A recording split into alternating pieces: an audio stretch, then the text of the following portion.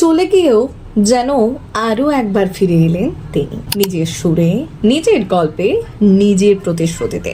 31শে October বড় পর্দায় মুক্তি পেয়েছে জুবিন গার্গের শেষ ছবি রই রই বিনালে। মুক্তির দিন যেন গোটা অসমে উৎসব। থিয়েটারের বাইরে লাইন, ভেতরে অঝোর কান্না আর করতালির গর্জন একসঙ্গে মিশে গেছে ভালোবাসা আর বিদায়ের সুরে। গরিমা শেয়ার করা সেই নোটটাই যেন আজ নবজীবন পেয়েছে।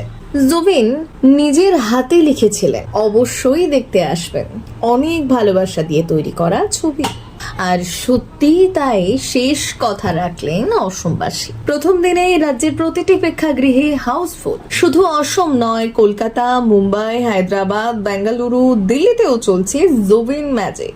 একদিনে 1.5 কোটি টাকার ব্যবসা, 5 কোটির বাজেটের ছবির জন্য এ যেন আবেগের ইতিহাস। অগ্রিম বুকিং চলছে ঝড়ের গতিতে, আর টিকিট না পেয়ে অনেকেই ফিরছেন চোখে জল নিয়ে।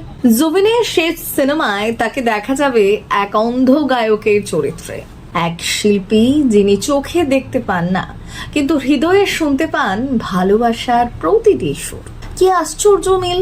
ঠিক তেমনই চলে গিয়েও আজ তিনি দেখছেন, শুনছেন তার জন্য মানুষের অগাধ ভালোবাসা। সরকার ছবিটিকে করমুক্ত ঘোষণা করেছে।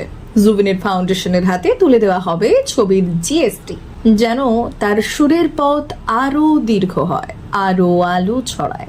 রই রই বিনালে কেবল একটি সিনেমা নয়, এ যেন অসমের হৃদয়ে খোদাই হওয়া শেষ গান, যার প্রতিটি সুরে, প্রতিটি সংলাপে বেঁচে থাকবেন জুবিন গার্গ, চিরকাল চিরস্মরণীয় হয়ে।